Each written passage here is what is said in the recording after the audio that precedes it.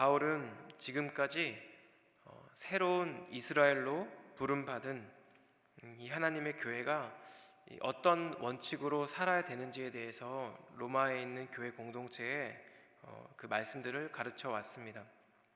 그리고 우리가 함께 읽은 이 본문의 말씀은 이제는 이제 교회가 내부적으로 행해야 될 것, 곧 하나됨을 위한 바울의 권면의 말씀입니다. 실제로 당시 초대교회는 태생적으로 유대인 출신의 그리스도인과 또 헬라인 출신의 그리스도인으로 구성되어 있었기 때문에 이렇게 서로 전혀 다른 문화적 배경을 갖고 있는 사람들의 공동체였기 때문에 이런 교회의 하나됨을 지켜나가는 것이 어쩌면 그들에게 있어서 굉장히 큰 도전이자 또 반드시 이루어야 하는 그런 과업 중에 하나였습니다. 동일하게 오늘날을 살아가고 있는 우리 한우리 교회 역시 제법 다양한 배경을 갖고 있는 성도님들의 구성입니다. 공동체입니다. 그렇게 오늘 이 본문의 말씀을 통해 또 이 본문의 말씀 가운데 나타나 있는 이 바울의 두 가지 권면을 통해 다시 한번 우리 공동체의 하나됨을 다시 한번 돌아보고 또 서로에게 도전이 되는 그런 귀한 시간이 되었으면 좋겠습니다. 이 첫 번째로 이 로마에 있는 교회 공동체를 향한 바울의 권면은 서로 함부로 비판하지 말라는 것이었습니다. 이 초대교회에서 이 유대인 그리스도인과 헬라인 그리스도인의 이 연합을 막는 가장 큰 문제 이제 두 가지를 뽑으라면 그것은 음식과 절기에 대한 문제였습니다. 유대인이 이제 그리스도인이 예수님을 믿고 그리스도인이 되었다고 하지만 하루아침에 이방인과 함께 돼지고기 같은 그런 부정한 음식을 먹는 것은 사실 굉장히 쉽지 않은 일이었을 것입니다. 한번 생각해 보십시오. 평생 신념을 갖고 지켜왔던 율법을 하루아침에 버린다는 것은 그렇게 쉬운 일이 아니기 때문입니다. 그런데 이런 민감한 문제 앞에서 우리 사도 바울은 헬라인이나 유대인과 같은 그런 서로를 구분짓는 단어를 사용하지 않고 있습니다. 대신 그는 이렇게 표현합니다. 믿음이 연약한 자를 받으라. 이 표현을 통해 서로 용납할 것을 교회 공동체에 가르치고 있는 것입니다. 제가 1절에서 3절 말씀을 읽겠습니다. 믿음이 연약한 자를 너희가 받되 그의 의견을 비판하지 말라. 어떤 사람은 모든 것을 먹을 만한 믿음이 있고 믿음이 연약한 자는 채소만 먹느니라. 먹는 자는 먹지 않는 자를 업신 여기지 말고 먹지 않는 자는 먹는 자를 비판하지 말라. 이는 하나님이 그를 받으셨음이라. 당시 어떤 사람들, 특별히 아마도 이방인 출신의 그리스도인이 된 사람들은 이렇게 생각했을 것입니다. 음식은 하나님께서 주신 것이기 때문에 가릴 것이 없다, 이렇게 생각했을 것입니다. 그는 아마도 어떤 율법의 규정대로 도살되지 않은 고기도 마음껏 누렸을 것입니다. 먹었을 것입니다. 당시 로마 시대에 이 시장에서 유통되던 고기의 상당 부분이 그 당시 이방신전의 제2의 제물로 바쳐졌던 고기가 유통되는 경우가 많았다고 합니다. 따라서 이방신에게 제물로 바쳐졌을 그런 가능성이 있는 그런 고기와 포도주도 헬라인 출신의 그리스도인에게는 문제가 되지 않았다는 것입니다. 반면에 본문에서 믿음이 연약한 자로 표현된 사람은 그런 고기와 포도주를 먹거나 결코 마시지 않았을 것으로 생각할 수 있습니다. 그는 유대인 출신으로 그리스도인이 되었지만 어쩌면 평생을 지켜온 이 율법에 여전히 영향을 받고 있는 그런 사람이었습니다. 그렇기 때문에 그는 가능하면 율법을 지켜가면서 예수님을 믿기를 원했습니다. 율법에 위배될 수 있는 어떤 가능성을 애초에 차단하기 위해 그가 행한 것이 무엇입니까? 채소만 먹는 것입니다. 이렇게 본문 1절에서 3절 말씀은 서로 대립 관계에 있는, 그러니까 서로 완전히 다른 의견을 갖고 있는 두 그룹의 사람들을 얘기하고 있습니다. 믿음이 강한 자의 입장에서 보면 믿음이 약한 자는 신앙의 초보적 단계로 비추어졌을 것입니다. 여전히 유대의 전통과 관습에 얽매여 사는 그런 사람으로 보였을 것입니다. 하나님께서 그리스도인에게 예수님을 통해 주신 참된 자유가 있는데 그런 자유를 이해하지도 못하고 누리지도 못하는 그런 어리석은 자들로 그들 눈에는 보였을 것입니다. 그런데 이러한 사람들에 대한 바울의 권면이 무엇입니까? 그런 이유로 믿음이 약한 자를 업신여기지 말라는 것입니다. 업신여긴다는 게 무슨 뜻일까요? 무시하지 말라는 것입니다. 자, 반면에 믿음이 약한 자의 입장에서 보면 믿음이 강한 자는 하나님께서 주신 율법 규정을 무시하고 자신의 생각대로 자신의 유익을 따라 행동하는 자로 보였을 것입니다. 때로는 그런 행동이 방종으로 비춰졌을 것입니다. 어떻게 이방신에게 바쳐진 고기와 포도주를 먹을 수 있단 말인가 이렇게 대노했을지도 모릅니다. 그런데 이에 대한 바울의 권면은 무엇입니까? 그런 이유로 상대방을 비판하지 말라는 것입니다. 오늘 본문 말씀에서 사도 바울은 믿음이 강한 자는 믿음이 약한 자를 무시하지 말고 믿음이 약한 자는 믿음이 강한 자를 비판하지 말라고 권면합니다. 그 이유가 무엇일까요? 본문 3절에 나와 있는데요. 먹는 자는 먹지 않는 자를 업신여기지 말고 먹지 않는 자는 먹는 자를 비판하지 말라. 이는 하나님이 그를 받으셨음이라. 왜냐하면 하나님께서 그를 받으셨다는 것입니다. 내 눈에는 저 사람이 율법을 무시하는 것 같은 그런 잘못을 범하고 있는 것처럼 보일지라도 혹은 상대방이 여전히 주님께서 십자가에서 이루신 그래서 십자가를 통해 우리에게 주신 참된 자유를 전혀 누리지 못하는 것처럼 보일지라도 우리가 반드시 기억해야 하는 것은 하나님께서 상대방을 받으셨다는 것입니다. 하나님께서 나와는 의견이 전혀 다른 상대방을 이미 받아주셨기 때문에 내가 상대방을 무시하거나 비판해서는 안 된다는 말씀이라는 것입니다. 이런 사실을 사도 바울은 4절 말씀에서 이 노예 제도의 예를 들어 설명하고 있는데요. 남의 하인을 비판하는 너는 누구냐? 그가 서 있는 것이나 넘어지는 것이 자기 주인에게 있음에 그가 세움을 받으리니 이는 그를 세우시는 권능이 주께 있음이라. 이 당시 로마 시대는 아시다시피 계급 사회였고 노예 사회였습니다. 그런데 당시 이 로마 사회에서 남의 하인의 일에 감나라 주나라 이렇게 참견을 하는 것이 사실 굉장히 무례한 일이었다고 합니다. 마치 자신의 소유라도 되는 것처럼 남의 하인에게 어떤 비판을 가하는 것이 사회적으로도 용인되지 않았던 그런 일이었습니다. 동일하게 바울은 이 신앙의 문제에 있어서도 다른 사람을 무시하거나 비판한다는 것이 우리의 역할이 아니라는 것을 강조하고 있습니다. 왜냐하면 어떤 사람을 판단하고 비판하는 것은 오직 하나님의 몫이기 때문입니다. 바울은 이제 두 번째로 당시 음식 문제와 함께 이슈가 되었던 절기 문제를 언급하고 있는데요. 제가 5절과 6절을 읽겠습니다. 어떤 사람은 이 날을 전날보다 낮게 여기고 어떤 사람은 모든 날을 같게 여기나니 각각 자기 마음으로 확정할지니라. 나를 중히 여기는 자도 주를 위하여 중히 여기고 먹는 자도 주를 위하여 먹으니 이는 하나님께 감사함이요 먹지 않는 자도 주를 위하여 먹지 아니하며 하나님께 감사하느니라. 여전히 이 유대의 관습의 영향 아래 있던 사람들은 어떤 유대의 절기들을 중요하게 여겼을 것입니다. 특별히 아마 안식일 같은 날을 나머지 6일보다 더 경건한 날로 여겼을 것입니다.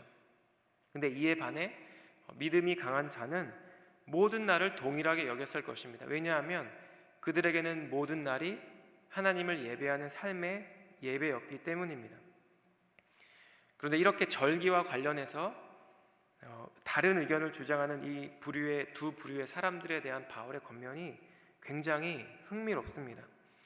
그것은 5절 말씀과 같이 믿음이 강한 자나 믿음이 약한 자나 자기 생각에 확신을 가지라는 것입니다. 서로 비판하지 마세요 이렇게 얘기하는 것이 아니라 자기 생각에 확신을 가지라는 것입니다. 이것을 바꾸어 말하면 만약 자기 생각에 확신을 갖고 있으면 둘 중 어떤 것을 선택해도 문제가 되지 않는다는 의미입니다. 여러분, 그 이유가 무엇일까요? 왜 바울은 자기 생각에 확신을 가지라고 권면하고 있을까요? 왜냐하면 두 입장 모두 하나님을 위해 그렇게 하는 것이기 때문입니다. 6절입니다. 나를 주기 여기는 자도 주를 위하여 중히 여기고 먹는 자도 주를 위하여 먹으니 이는 하나님께 감사하며 먹지 않는 자도 주를 위하여 먹지 아니하며 하나님께 감사하느니라. 어떤 날을 중요하게 여기는 것도 주님을 위한 것입니다. 또 모든 날을 중요하게 여기는 것도 결국 주님을 위해 그렇게 하는 것이라는 말씀입니다. 고기를 먹지 않는 것도 사실 주님을 위해 그렇게 하는 것입니다. 그리고 모든 음식을 자유하게 먹는 것도 주님을 위해 그렇게 하는 신앙의 행위라는 것입니다. 따라서 겉으로 보기에 우리의 눈으로 볼 때 서로 상반되는 생각과 행동으로 보일지라도 만약 이 두 행동이 모두 하나님을 위한 것이라면 다 얼마든지 주님 앞에서 용납되고 허용된다는 것입니다. 따라서 이 교회의 하나됨을 위해, 이 하나됨을 이루어 나가기 위해 성도로 부름받은 저희에게 필요한 것이 무엇일까? 먼저 저는 저희의 마음을 잘 살펴야 된다는 묵상이 되었습니다. 내 안에 상대방의 의견을 업신여기거나 상대방을 비판하고 있는 그런 마음이 있지는 않은지, 혹은 나는 이게 더 중요하다고 생각하는데 그렇지 않다고 생각하는 그 마음들을 제가 정죄하고 있지는 않은지, 혹은 모든 날을 동일하게 여기는 내가 나의 유익이 아니라 정말 하나님을 위해서 그렇게 하고 있는지 잘 살펴보아야 한다는 것입니다. 이제 바울은 7절부터 우리가 서로 판단해서는 안 되는 보다 근본적인 이유를 제시하고 있는데요. 그것은 바로 성도의 정체성입니다. 바꿔 얘기하면 그리스도인의 본질을 깨닫게 되면 하나됨을 이룰 수 있다는 것입니다. 제가 7절에서 9절 말씀을 읽겠습니다. 우리 중에 누구든지 자기를 위하여 사는 자가 없고 자기를 위하여 죽는 자도 없도다. 우리가 살아도 주를 위하여 살고 죽어도 주를 위하여 죽나니 그러므로 사나 죽으나 우리가 주의 것이로다. 이를 위하여 그리스도께서 죽었다가 다시 살아나셨으니 곧 죽은 자와 산 자의 주가 되려 하심이라. 사도 바울은 우리가 그리스도인이 된 것이 우리가 어떤 음식을 먹었기 때문에, 혹은 율법을 지켰기 때문에, 혹은 어떤 혈통을 타고 났기 때문이 아니라는 것을 지금 얘기하고 있습니다. 교회 공동체 안에 유대인과 이방인이, 부자와 가난한 자가, 그리고 의견이 서로 다른 상대방을 판단하는 것은 이런 그리스도인의 존재의 본질을 잘못 이해하고 있기 때문이라는 것입니다. 여러분, 사도 바울이 증거하고 있는 그리스도인의 본질은 무엇일까요? 우리의 정체성은 무엇일까요? 그것은 바로 우리는 예수님의 핏값으로 사신 주님의 소유물이라는 것입니다. 그렇게 우리 중 누구도 자신을 위해 살거나 죽을 수 없는 것입니다. 유대인이든 이방인이든 믿음이 강하든 혹은 믿음이 약하든 모두 예수님을 위해 살고 예수님을 위해 죽기 위해 부름 받았다는 것입니다. 그래서 만약에 우리가 상대방을 무시하거나 상대방을 판단하게 되면 그 영혼의 주인 되시는 주님을 판단하는 행위가 된다는 것입니다. 우리가 만약 어떤 사람을 비난한다면 그 사람을 위해 십자가에 달려 돌아가신 예수님을 비난하는 것과 마찬가지가 된다는 것입니다. 오늘 본문의 마지막 절인데요, 10절에서 12절 말씀 우리 함께 읽겠습니다. 시작. 내가 어찌하여 내 형제를 비판하느냐? 어찌하여 내 형제를 업신 여기느냐? 우리가 다 하나님의 심판대 앞에 서리라. 기록되었을 때 주께서 이르시되 내가 살았노니 모든 무릎이 내게 꿇을 것이요 모든 혀가 하나님께 자백하리라 하였느니라. 그러므로 우리 각 사람이 자기 일을 하나님께 짓고 하리라. 오늘 본문의 마지막 구절인 이 10절에서 12절의 말씀 가운데 우리가 주목해야 하는 단어가 있습니다. 그것은 서로 간의 의견을 달리하는 이 상대방을 바울이 무엇이라고 부르고 있나요? 내 형제라고 표현하고 있다는 것입니다. 성경은 여러 구절에서 분명 성도로 부름받은 우리 모두가 비록 같은 가족 혹은 친척이 아니지만 머리 대신 그리스도 안에서 한 형제로 부름받았다는 사실을 분명히 선언하고 있습니다. 우리 고린도전서 12장 말씀인데요, 12절부터 13절 말씀을 제가 읽겠습니다.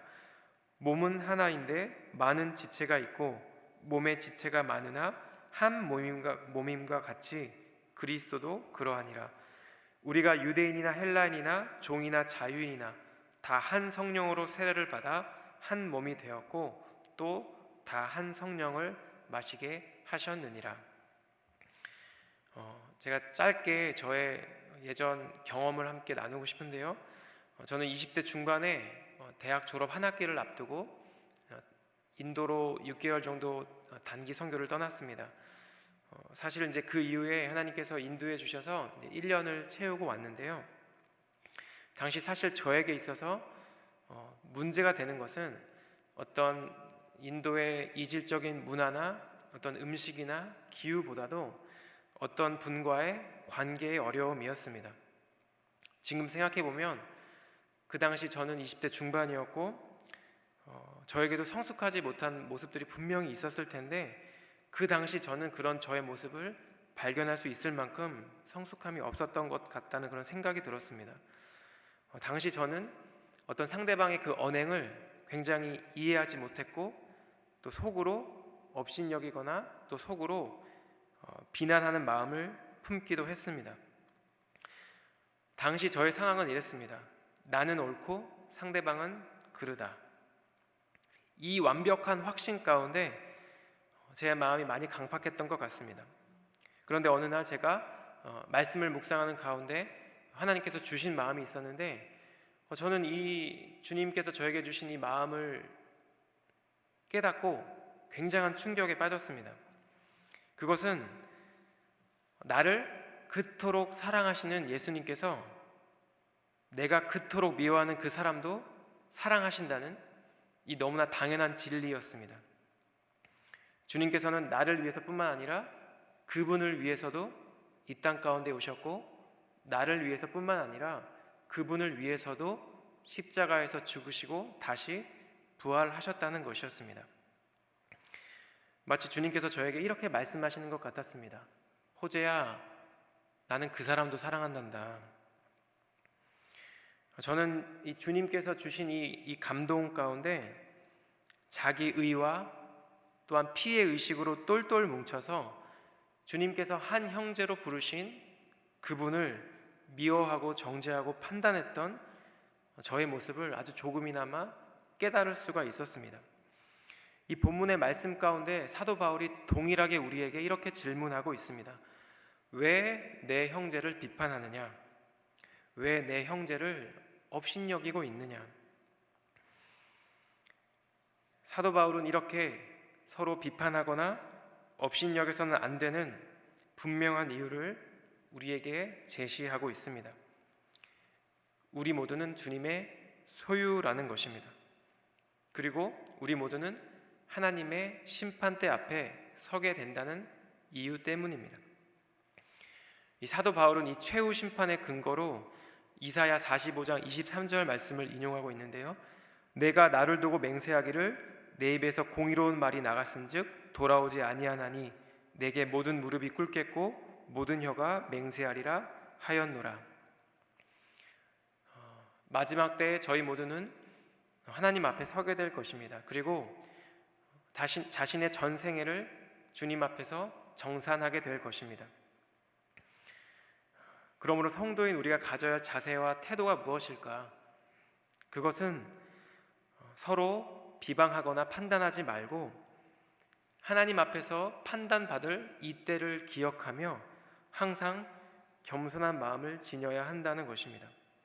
만약 우리가 언젠가 심판대 앞에서 우리의 전생애를 하나님께 직고해야 될 때가 분명히 온다는 것을 우리의 마음에 늘 인식하며 산다면 우리는 결코 남을 함부로 무시하거나 판단하지 않을 것입니다.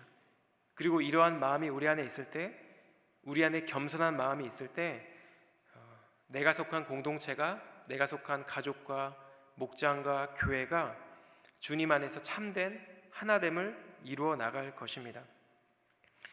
오늘도 이 본문 말씀을 통해 바울이 권면하고 있는 공동체의 하나됨을 위한 이 바울의 권면을 늘 기억하며 겸손함으로 그리고 하나님을 경외함으로 우리에게 은혜로 베풀어 주신 이 공동체의 연합과 하나됨을 온전히 이루어 나가는 우리 사랑하는 모든 성도님들의 귀한 하루가 되기를 우리 주님 이름으로 축복합니다. 기도하겠습니다. 하나님, 오늘도 살아계신 주님의 말씀을 함께 묵상하고 나누며 귀한 하루 시작하게 하시니 감사합니다. 주님, 이 시간 저희 공동체에 주신 이 말씀 기억하며 오늘 하루의 삶이 우리에게 허락해 주신 공동체의 하나됨을 이루어가는 우리의 삶의 순간순간이 되기를 원합니다. 사랑하는 우리 한우리 교회의 하나됨을 통해 우리 주님의 살아계심을, 우리 주님의 영광을 이 세상 가운데 더욱 나타내고 증거하는 주님의 복된 공동체가 되기를 원합니다.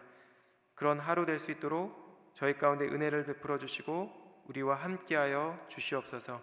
모든 감사와 영광을 주님께 올려드리며 예수님의 존귀하신 이름으로 기도드렸습니다. 아멘.